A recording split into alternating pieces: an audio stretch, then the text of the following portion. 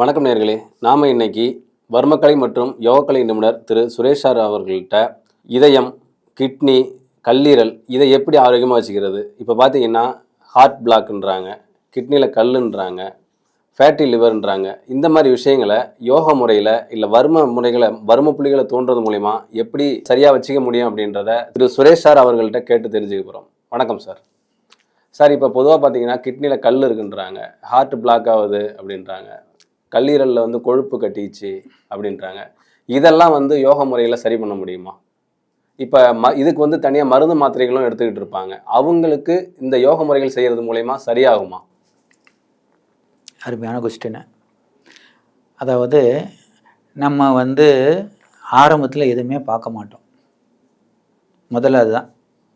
ஒரு சின்ன பிரச்சனை வருதுன்னா பார்த்துக்கலாம், அது என்ன பண்ண போகுது அப்படின்னே விட்டுருப்போம்.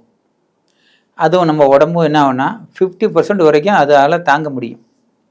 50%க்கு மேலே அந்த பிரச்சனை வந்ததுன்னா தான் கொஞ்சம் ஓவராக எல்லாத்தையுமே பிரச்சனையை உண்டு பண்ணும். ஒரு வலியாக இருக்கட்டும், அது எதாக இருந்தாலும் பார்த்திங்கன்னா ஒரு 50% கிராஸ் பண்ணும்போது தான் கொஞ்சம் அதிகமாக வலிக்கிற மாதிரி இருக்கும். ஏன்னா 50% வரைக்கும் நம்ம உடம்பு தாங்கும். 50%க்கு மேலே வந்துச்சுன்னா தாங்க முடியாது, கொஞ்சம் தாங்க முடியாத வலி. எல்லாரும் பார்த்திங்கன்னா தாங்க முடியாத சமயத்தில் தான் ஆரோக்கியத்தை நாடி வருவாங்க. ஆரம்பத்தில் யாருமே ஆரோக்கியத்தை நாடி வர மாட்டாங்க. ஏன்னா சூரியன் மறைஞ்சதுக்கப்புறம் நமஸ்காரம் பண்ணி ஒரு பிரயோஜனமும் இல்லை. அதுங்கிற மாதிரி நம்ம ஆரோக்கியமாக இருக்கும்போது இன்னும் உடம்பு ஆரோக்கியமாக வச்சுக்கணும், அதுக்கு என்னென்ன பண்ணணும் அப்படிங்கிறத நம்ம யாருமே பயன்படுத்த மாட்டோம். ஆரோக்கியம் போனதுக்கப்புறம் தான் ஆரோக்கியத்தை தேடியே வருவோம். அதுங்கிற மாதிரி என்ன பண்ணுவோம்னா, எந்த ஒரு மருந்து மாத்திரை நம்ம எடுத்துக்கிட்டு இருந்தாலும் இந்த யோக பயிற்சியை கம்பல்சரி செய்யணும். செஞ்சிங்கன்னா நல்ல ஒரு சப்போர்ட் பண்ணும். எப்பேற்பட்ட பிரச்சனையாக இருந்தாலும் இது செய்யும்போது என்ன ஆகும்னா குறைக்கும், ஒரு சப்போர்ட் பண்ணும். இப்போ ரொம்ப மயக்கம் போட்டு உழுவுறாங்க, ஒரு ஒரு டம்ளர் தண்ணி கொடுத்தா கொஞ்சம் அவங்களுக்கு ஒரு தெம்பு கிடைக்கிற மாதிரி நம்ம ஒரு பயிற்சியை செய்யும்போது, டெய்லியாக செய்யும்போது என்ன ஆகும்னா முழு ஆரோக்கியம் நம்மளுக்கு வந்துடும், கண்டிப்பாக வந்துடும். நம்ம என்ன ஒரு காரணம் அப்படின்னு கேட்டிங்கன்னா, நம்ம மனசு இடம் கொடுக்காது. ஃபஸ்ட்டு கெட்டதுக்கு இடம் கொடுக்கும், நல்லதுக்கு இடம் கொடுக்காது. இப்போ அடுத்தவங்க செய்கிறாங்க, நல்லா ஆரோக்கியமாக இருக்கிறாங்க, ஏன் நம்ம உடம்பு ஆரோக்கியமாக வச்சுக்கக்கூடாது அப்படின்னு யாருமே நினைக்க மாட்டோம். அதே இது அடுத்தவங்க கெட்டது செஞ்சாங்கன்னா அதை பார்த்து நம்மளுக்கு செய்யணும் உடனே தோண்டும், மனசு செய்ய வைக்கும். உதாரணமாக எந்த பழக்கமாக இருக்கட்டும், ஒரு பழக்கத்துக்கு நம்ம அடிமையாகிறோம் அப்படின்னா அது பார்த்திங்கன்னா ஃபஸ்ட்டு நல்லதை விட கெட்டதுக்கு தான் மைண்டை வேலை செய்யும். அது மாதிரி தான் நம்ம உடம்பை ஆரோக்கியமாக வச்சுக்கிறதுக்கு டெய்லி தினமும் என்னை கவனி அப்படிங்கிற மாதிரி நம்ம உடம்புக்கு டெய்லி 1 மணி நேரம் ஒதுக்கிடணும். எப்போயா இருந்தாலும் சரி, அட்லீஸ்ட் வாரத்தில் 5 நாள்னாச்சும் ஒதுக்கியே ஆகணும். 5 நாள் 5 மணி நேரம் உடம்புக்குன்னு ஒதுக்கிட்டோம் அப்படின்னா உங்களுக்கு மருந்து மாத்திரைகள் செலவு மிச்சம். பார்த்திங்கன்னா அந்த இதுக்கு உடல் ஆரோக்கியத்துக்கு தகுந்த மாதிரி பழங்கள், காய்கள், கீரைகள் இதை சாப்பிட ஆரம்பித்திங்கன்னா பின்னாடி வரக்கூடிய செலவுகள் மிச்சம். பின்னாடி நம்ம ஆஸ்பத்திரி கொடுக்க போகிற செலவுகள்லாம் மிச்சம். டெய்லி ஒரு இதை உடம்புக்கு 4 இதாக பிரிச்சுக்கணும். இப்போ சம்மந்தம் இல்லாமல் உடம்புக்கு பல பிரச்சனைகள்லாம், பல வியாதிகள்லாம் வருது. அதெல்லாம் நம்ம தவிர்க்கணும், நல்லா உடம்பு ஆரோக்கியமாக வச்சுக்கணும் அப்படின்னா உடம்பை 4ஆக பிரிக்கிற மாதிரி ஒரு நாளைக்கு 4 கால் மணி நேரத்தை பிரிக்கணும். ஒரு 15 நிமிஷம் நல்ல வேர்க்க விறுவிறுக்க நடைப்பயிற்சி, ஒரு 15 நிமிஷம் மூச்சு பயிற்சி, 15 நிமிஷம் ஆசனம் பயிற்சி இல்லை சூரிய நமஸ்காரம், ஒரு 15 நிமிஷம் தியான பயிற்சி. இதை யாரெல்லாம் 1 மணி நேரம் ஒதுக்குறாங்களோ அவங்களுக்கு முழு ஆரோக்கியம் கிடச்சிரும். மாத்திரை மருந்துலேருந்து வெளியில் வந்துடலாம். அது யாராக இருந்தாலும், எப்பேற்பட்ட பிரச்சனையாக இருந்தாலும் சரி, கம்பல்சரி செய்யணும். இல்லைங்க அப்படின்னா அதுக்கு நல்லா உடம்புக்கு இந்த பயிற்சி நல்லா சப்போர்ட் பண்ணும். எவ்வளோக்கு இது சப்போர்ட் பண்ணுதோ அந்த அளவுக்கு மாத்திரை மருந்துகளோட ரிசல்ட்டும் நல்ல அருமையாக வரும். இது நம்ம தொடர்ச்சியாக செய்யணும். அதாவது வாரத்தில் 7 நாளில் நம்ம 5 நாள் கம்பல்சரி செஞ்சாகணும். 5லேருந்து 6 நாள்னாச்சும் கம்பல்சரி செய்யணும். செய்ய செய்ய உடம்புல பலவிதமான மாற்றங்கள் மாறும்.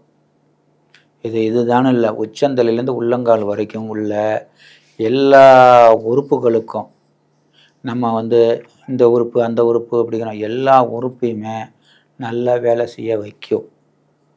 நல்ல பசியை தூண்டும், செரிமானத்தை தூண்டும், தூக்கத்தை நல்லா வர வைக்கும், நல்ல கழிவுகளை வெளியேற வைக்கும், மனசை எப்பொழுதும் சந்தோஷமாக இருக்க வைக்கும். இதுக்கு மேலே நம்மளுக்கு உடம்புல வேறு என்ன வேணும்? உடம்பு 100% ஆரோக்கியம், இயற்கை. நம்ம மருந்து மாத்திரைகள் எது இருந்தாலும் ரொம்ப நாள் சாப்பிட்டோம்னா அதனால வரக்கூடியது சைடு எஃபெக்ட் நிறைய இருக்குது.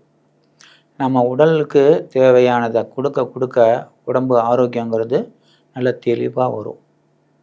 நம்ம என்றும் இளமையாக இருக்கிறதுக்கு நம்மளுடைய முன்னோர்கள் கடைபிடித்த இந்த வாழ்க்கை முறை, வாழ்வியல் முறையும் தான்.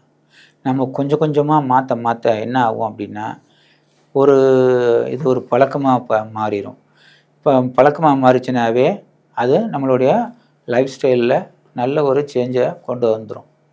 தொடர்ச்சியாக நம்ம ஒரு 3 மாதம் செய்ய ஆரம்பிச்சிட்டாவே போதும். வாழ்க்கையில் அது லைஃப் ஸ்டாங்கு நம்மளுக்கு அது ஹேபிட்டாகவே மாறிடும். நல்ல பழக்கம்.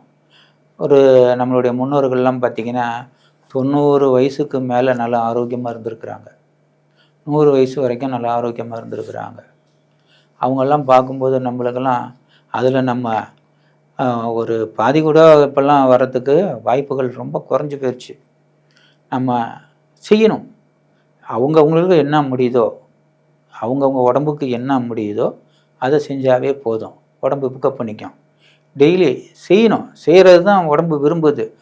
உடம்பு கேட்குது, எனக்கு கல்லீரலை சுத்தம் பண்ணு, மண்ணீரலை சுத்தம் பண்ணு, நுரையீரலை சுத்தம் பண்ணு, வயிற்றை சுத்தம் பண்ணு, குடலை சுத்தம் பண்ணுன்னு கேட்குது. நம்ம செய்கிறதில்ல. போட்டு என்ன பண்ணுறோம்? போட்டு எல்லாத்தையும் போட்டு அடைச்சி வைக்கிறோம். உடம்பு 2 வேலையை செய்யும். ஒன்று செரிக்க வைக்கும், இன்னொன்று கழிவுகளை பிரிக்கும். நம்ம என்ன பண்ணோம்? அளவோடு சாப்பிட்டா பிரச்சனை இருக்காது. நம்ம ஒரு நாளைக்கு 4-5 வேளை சாப்பிட்றோம். சாப்பிடும்போது என்ன ஆகுன்னா, போட இப்போ தான் பாஸ் போட்டார், இப்போ மறுபடியும் போடுறாரு, போட்டுக்கிட்டே இருக்கிறாருன்னு அடுத்த வேலையை எப்போ பார்க்குறதுன்னு உடம்பு பேசும். உள்ள வயிறு பேசும், அதை நான் பிரிக்கணும் அப்படிங்கும்போது போட்டுக்கிட்டே இருக்கிறாரு, அதை இது பண்ணணும் அப்படிங்கும்போது என்ன பண்ணணும்? மேலே போட்டுக்கிட்டே இருப்போம். அப்போ கழிவுங்கிறது வராது, உங்களுக்கு முளையாவே வரையாது. அப்போ பார்த்தீங்கன்னா நம்ம ஒரு நாளைக்கு 3 வேளை கழிவு வரணும். 3 தடவை வரணும். அது 3 தடவை பாட்டாக வந்தாலும் சரி, ஒட்டுமொத்தமாக வந்தாலும் சரி வரணும். கண்டிப்பாக வந்துடுச்சுன்னா உடல் சுத்தமே உடம்பு சுத்தம். குடலை யாரெல்லாம் நல்லா சுத்தமாக வச்சுக்கிறாங்களோ அவங்களுக்கு நல்லா ஆரோக்கியமாக இருக்கும், ஃப்ரீயாக இருக்கும். உடம்பு ஃப்ரீயாக இருந்தாவே மைண்டு ஆட்டோமேட்டிக்காக ஃப்ரீயாக இருக்கும். எப்போதும் இளமையாகவே இருக்கலாம், ஆரோக்கியமாக இருக்கலாம். எதுவும் உங்களுக்கு இதை பற்றிய சந்தேகம், அப்பாயின்மெண்ட் எதுவும் வேணும்னா கீழே இருக்க நம்பருக்கு கான்டாக்ட் பண்ணுங்கள். ரொம்ப நன்றி சார்.